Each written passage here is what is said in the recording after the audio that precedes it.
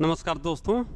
मैं Alok Singh coaching junction के platform से आपको प्रणाम करता हूं, नमस्ते करता हूं और यह उम्मीद करता हूं कि आप लोग स्वस्थ होंगे, मस्त होंगे और इस महामारी के दौर में भी हमको आपको बचते बचाते हुए अपनी पढ़ाई को किसी भी तरीके से प्रभावित नहीं होने देना है। ठीक है ना? तो इसी पढ़ने पढ़ाने के क्रम में हम लोग पढ़ रहे हैं संविधान का विकास।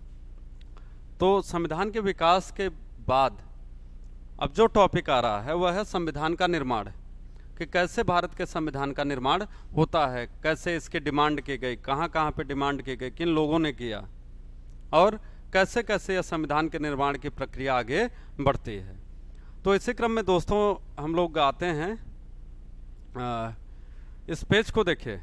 यहाँ पर कह रहा है कि 1922 में सर्वप्रथम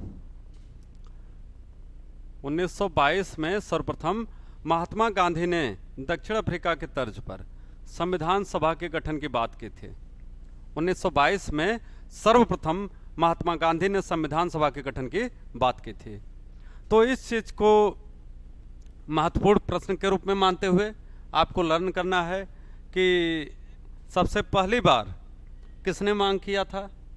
ठीक है, हालांकि नाम आता है एम.एन. रॉय का, मानवेंद्र नाथ रॉय का, लेकिन यहाँ पर जो एक चीज़, एक फैक्ट आपके जानकारी का है उसमें इस बात का ध्यान देना है कि 1922 में सर्वप्रथम महात्मा गांधी ने दक्षिण अफ्रीका के तर्ज पर, दक्षिण अफ्रीका की तरह जो है, एक संविधान सभा के गठन की मांग की थी।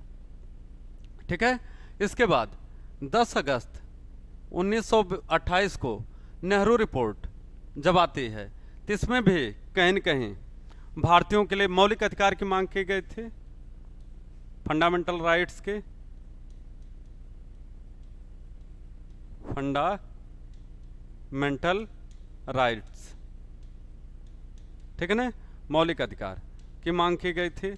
और इसी के अंदर अगर हम बात करें तो कहीं न कहीं यह भी मांग की गई थी कि भारतीयों के लिए एक संविधान सभा का गठन किया जाए। तो यहाँ पर भी एक बात अप्रत्यक्ष रूप से निकल करके सामने आती है। ठीक है ना? फिर उसके बाद अगर हम बात करें तो आप देखेंगे कि 1934 में कांग्रेस की कार्यकारिणी समिति, जो वर्किंग कमेटी थी कांग्रेस की, उसने जो है संविधान सभा की मांग की। उसने भारतीयों के लिए एक संविधान सभा गठित करने की बात की थी। ठीक है ना? तो इस चीज को आपको याद रखना है। ईयर दिया हुआ है 1934 में यहां पर मांग की गई थी। इसके बाद हम बात करते हैं कि प्रांतीय विधानसभाओं में कांग्रेस ने 1937 के अंत में इस आशय का एक संकल्प भी पास किया कि भारतीयों के लिए एक संविधान सभा होनी चाहिए। ठीक है, 1937 में प्रांतीय विधानसभा में कांग्रेस ने इस आशय का एक संकल्प पास किया कि भारतीयों के लिए एक संविधान सभा का गठन होना चाहिए। ठीक है ना? फिर 1940 में अगर हम देखते हैं लिथगो रिपोर्ट, तो इसके अगस्त प्रस्ताव में संविधान सभा के गठन की बात पहली बार स्वीकार की गई। अभी तक मांग हो रही थी, लेकिन 1940 में जब लिथगो कमेटी की रिपोर्ट आई तो इसने भारतीयों के लिए संविधान सभा के गठन की बात को स्वीकार किया हुआ था। यह बहुत महत्वपूर्ण है आपके लिए, आपके एग्जाम के लिए, और यह प्रश्न पूछा भी जाता है रिपीटेडली, 1 साल के अंतर पर, 2 साल के अंतर पर, किसी न किसी एग्जाम में यह ऐसे प्रश्न हैं जो आते रहते हैं, एग्जाम में पूछे जाते रहते हैं, और आपको इसका ध्यान देना है।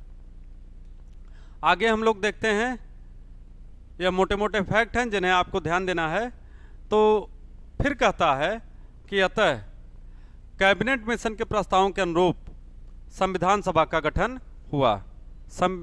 कैबिनेट मिशन योजना के अंतर्गत, कैबिनेट मिशन योजना के अंतर्गत संविधान सभा का गठन किया गया। ठीक है, तो कैबिनेट मिशन प्लान की बात यहाँ पर हो रही है, तो ईयर क्या होगा? 1946 में इसकी संविधान सभा का गठन किया गया। The Indian constituent assembly was formed on the recommendation of cabinet mission plan. ठीक है, तो जो उसने रिकमेंडेशन दिया हुआ था, जो उसकी संस्तुति थी, सिफारिश थी, उसी सिफारिश के आधार पर 1946 में संविधान सभा का गठन किया गया। इसमें यह भी निर्धारित किया गया कि 10 लाख की जनसंख्या पर संविधान सभा में एक प्रतिनिधि चुना जाएगा। कितना? 10 लाख की जनसंख्या पर। तो जैसे संविधान सभा में प्रतिनिधियों का चुनाव करना था विभिन्न क्षेत्रों से, तो यह प्रतिनिधि कैसे चुने जाते? तो यह निर्धारित किया गया कि 10 लाख की जनसंख्या पर एक प्रतिनिधि होना चाहिए। तो इस चीज का उपबंध यहां पर देखने को आपको मिलता है। इसके बाद कह रहा है कि संविधान सभा की कुल प्रस्तावित संख्या कितनी थी? 389, 389, ठीक है, जिसमें 292 विभिन्न प्रांतों से, 292 विभिन्न प्रांतों से, 93 देसी रियासतों से, देसी रियासतों से, तथा 4 जो है मुख्य कमिश्नरी वाले प्रांतों से आने वाले थे। ठीक है, तो इनका एरिया यह बता रहा है कि संविधान में कुल प्रस्तावित संख्या 389 थी। इस 389 में 292 जो हैं वो विभिन्न प्रांतों से आते, 93 देसी रियासतों से आते और 4 जो है मुख्य कमिश्नरी वाले प्रांतों से आते। तो इस हिसाब से अगर हम देखें तो 292 प्लस 93 प्लस 4, तो अगर इसे हम देखते हैं तो कितना हो जाएगा? 389 यह होता है। तो यह पूरी संख्या यहाँ पर दी गई है। आगे कहता है कि कैबिनेट मिशन के अनुसार जुलाई 1946 में संविधान सभा के सदस्यों का चुनाव हुआ। कैबिनेट मिशन के अनुसार जुलाई 1946 में संविधान सभा के अंतर्गत कहता है कि सदस्यों का चुनाव होता है, जिसमें 296 सदस्यों का निर्वाचन ब्रिटिश भारत के अधीन हुआ, 11 प्रांतों से एवं 4 चीफ कमिश्नरी प्रांतों से होता है। 4 चीफ कमिश्नरी प्रांतों से होता है। यह भी एक फैक्ट है जो आपको ध्यान देना है।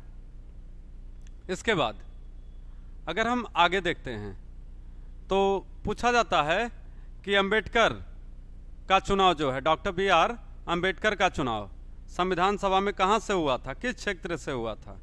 तो यहाँ पर आपको यह स्पष्ट रूप से दिखेगा कि डॉक्टर BR अंबेडकर का चुनाव कहाँ से हुआ था? बंगाल से। कहाँ से? बंगाल से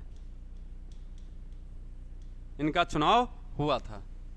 ठीक है, इसके बाद अगर हम बात करें, यह बहुत पूछा गया, कई बार पूछा गया है प्रश्न कि डॉक्टर भीमराव अंबेडकर संविधान सभा में कहां से निर्वाचित हुए थे। ठीक है, तो आंसर इसका क्या है कि बंगाल से, बंगाल से इनका निर्वाचन हुआ था। इसके बाद कहता है कि प्रांतों में स्थानों का आरक्षण, जिसके अंतर्गत मुस्लिम, सिख, सामान्य संप्रदायों में जनसंख्या के अनुपात में हुआ। स्थानों का जो आरक्षण था वह मुस्लिम, सिख और अन्य संप्रदाय, अन्य सामान्य वर्ग जो है उसके आधार पर किया गया। लेकिन इसमें भी क्राइटेरिया किसको निर्धारित किया गया? जनसंख्या को। किसको? जनसंख्या को। ठीक है, तो इस जनसंख्या के अनुसार 10 लाख की आबादी के आधार पर एक सीट का निर्धारण किया गया था। पुनः हम कह सकते हैं कि आज़ादी के बाद जब संविधान सभा पुनः समवेत हुई, मतलब इसका पुनः गठन हुआ, तो इसकी संख्या घट करके कितनी रह गई? 299। मतलब कि जो पाकिस्तान का एरिया था यह है जो है संविधान सभा से बाहर हो गया। क्यों? क्योंकि जब भारत का बंटवारा होता है तो कहीं न कहीं 2 राष्ट्र बनते हैं, द्विराष्ट्र सिद्धांत पर हुआ था। तो कभी कभी प्रश्न आपसे पूछा जाता है कि द्विराष्ट्र सिद्धांत का जनक कौन है? द्विराष्ट्र सिद्धांत का जनक कौन है? द्विराष्ट्र सिद्धांत का जनक? तो आंसर होगा मोहम्मद अली जिन्ना। क्या आंसर होगा? मोहम्मद अली जिन्ना। ठीक है ना? यह द्विराष्ट्र सिद्धांत के जनक हैं। तो इन्होंने ही कहा था कि Hindus and Muslims are two different civilizations. Hindus and Muslims are two different civilizations. हिंदू और मुसलमान दो अलग अलग सभ्यताएं हैं। And they can not live together. वह दोनों साथ साथ नहीं रह सकते हैं। यह चीज भी यहां पर आपको दिखेगी। तो हमने यही बताया कि जो 299 आप देख रहे हैं कि 389 जो सीट पहले थी उससे घट करके कितनी हो जा रही है? 299। तो यह बता रहा है कि बाकी के सदस्य कहां चले गए? तो कहता है कि जो पाकिस्तान का गठन हुआ तो पाकिस्तान की संविधान सभा का जो गठन हुआ वह प्रतिनिधि उन क्षेत्रों में चले गए। पंजाब, सिंध, बलूचिस्तान, पूर्वी बंगाल जो आज बांग्लादेश है, जिसे पूर्वी पाकिस्तान के रूप में जाना जाता था, तो यह सब एरिया वहां पर चला गया। तो इसलिए इसकी संख्या घट करके कितनी हो गई? 299 हो गई। फिर कहता है कि 26 नवंबर 1949 को 284 सदस्य ही संविधान की बैठक में उपस्थित थे। ठीक है? 26 नवंबर 1949 मतलब वह तारीख जिस दिन भारतीय संविधान बनके तैयार हुआ। तो कितने सदस्य उपस्थित थे? तो कहता है 284, 284। ठीक है? फिर आगे कुछ फैक्ट ऐसे हैं जो बड़े महत्वपूर्ण हैं आपके। तो पूछता है कि संविधान सभा की पहली बैठक कब होती है? संविधान सभा की पहली बैठक कब होती है? तो आंसर है 9 दिसंबर 1946 को। 9 दिसंबर 1946 को। तो कहने का मतलब 9 दिसंबर 1946 से लेकर के और 26 नवंबर 1949 तक अगर हम देखते हैं तो यह कुल कितना वक्त लगा संविधान बनने में?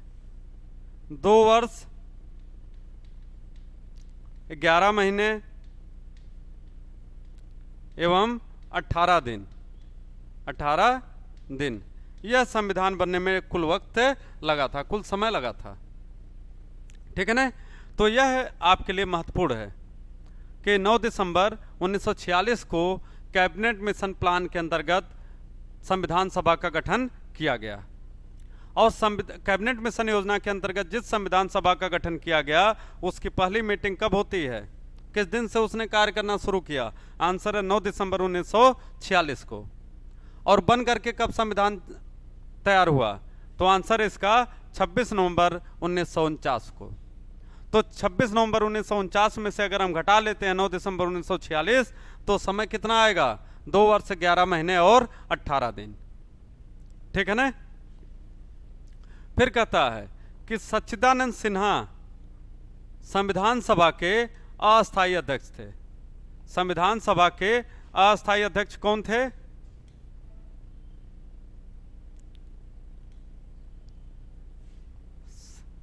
संविधान सभा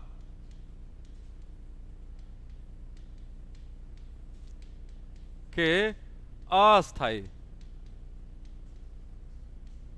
अध्यक्ष क्या नाम है? आंसर है यहां सच्चिदानंद सिन्हा।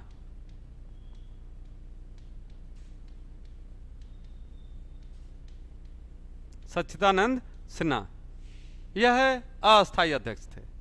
फिर क्या कह रहा है कि 11 दिसंबर को जो है 11 दिसंबर 1946 को डॉक्टर राजेंद्र प्रसाद को अस्थायी अध्यक्ष चुन लिया गया।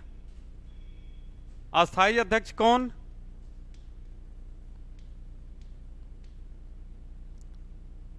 अस्थायी अध्यक्ष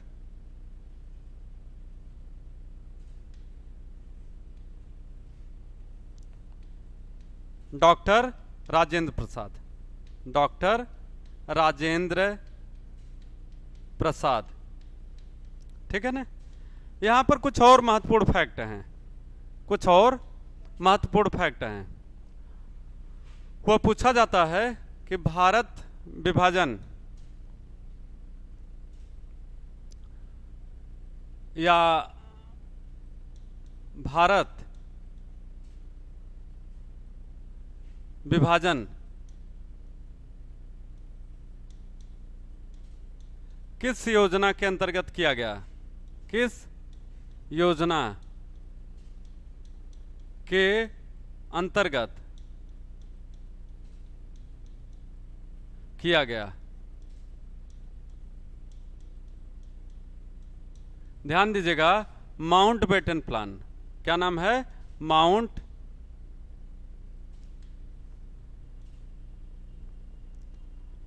माउंटबेटन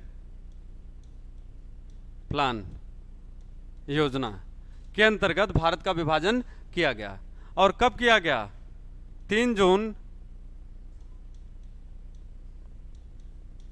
1947 को। 3 जून 1947 को, ठीक है। और बाद में इसी को, माउंटबेटन प्लान को ही क्या कहा गया? भारतीय स्वतंत्रता अधिनियम। भारतीय स्वतंत्रता अधिनियम 1947, ठीक है ना।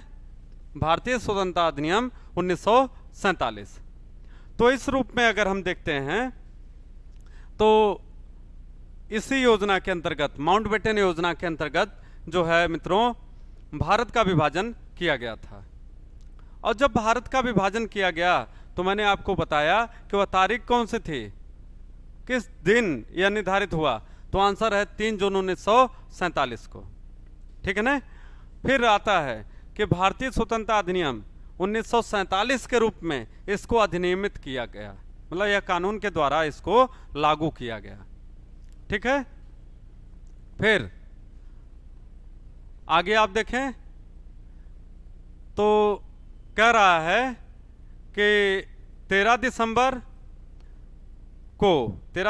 1946 को नेहरू ने, पंडित जवाहरलाल नेहरू ने उद्देश्य प्रस्ताव पेश किया। 13 दिसंबर 1946 को पंडित जवाहरलाल नेहरू ने संविधान सभा में उद्देश्य प्रस्ताव को पेश किया, ठीक है। जिससे 22 जनवरी 1947 को संविधान सभा ने क्या किया? स्वीकार किया। 22 जनवरी 1947 को संविधान सभा ने स्वीकार किया, ठीक है। यह है कुछ मोटे मोटे फैक्ट हैं संविधान के विषय में। लेकिन कुछ और भी फैक्ट हैं जो मैं आपको यहां लिख करके बताऊंगा। वह फैक्ट क्या है?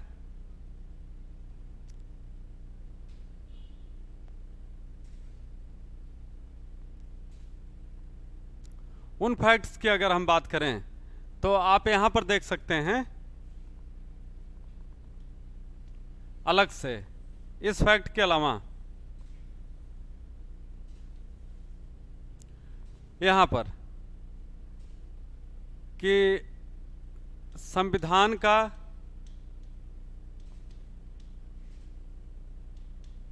हस्तलेखन या कैलीग्राफी को क्या कहते हैं? हस्तलेखन। तो संविधान का हस्तलेखन किसने किया? तो आंसर क्या होगा? आंसर है इसका प्रेम बिहारी नारायण रायजादा। यह नाम है इनका, एक नाम प्रेम बिहारी नारायण रायजादा, जिन्होंने संविधान का क्या किया? हाथ से उसको लिखा, हस्तलेखन किया उन्होंने संविधान का, ठीक है ना। दूसरी चीज, संविधान की सजावट कहां पर हुई? तो इसका आंसर क्या होगा? संविधान की सजावट, इसका आंसर होगा शांति निकेतन। आप रविन्द्रनाथ टैगोर का नाम सुने होंगे, तो उन्होंने ही शांति निकेतन की स्थापना की थी। तो शांति निकेतन में कह रहा है कि संविधान की सजावट का कार्य किया गया है। संविधान को जो सजाने का काम किया गया था वह कहां पर किया गया, तो कहता है कि शांति निकेतन में। ठीक है, आगे किसने सजाया,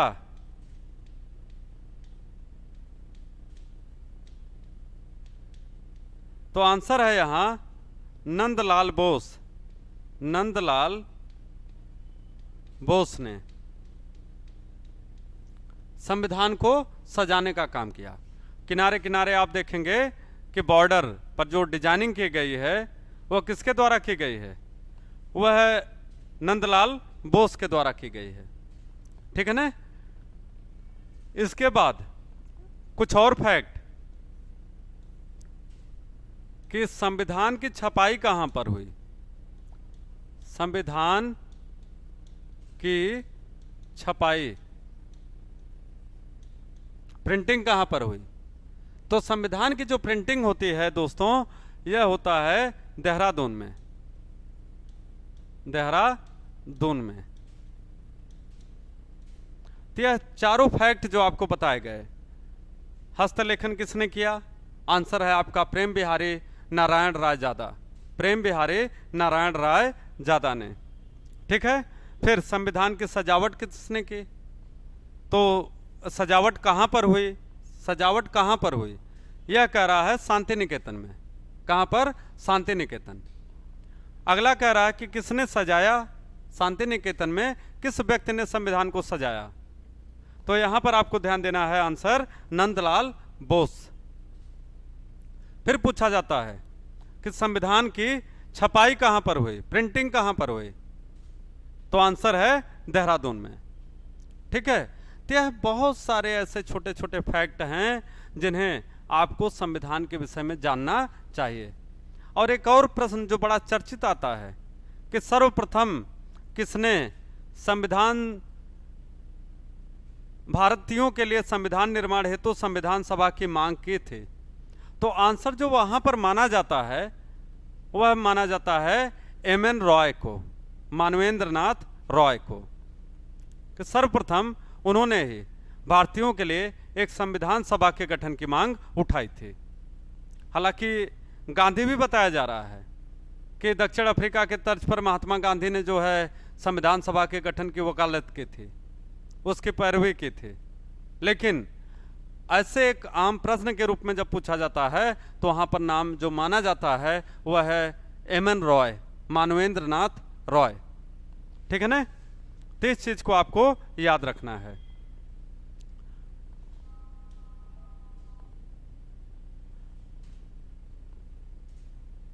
अब बंद कर दे, बंद कर दे, बंद कर दे।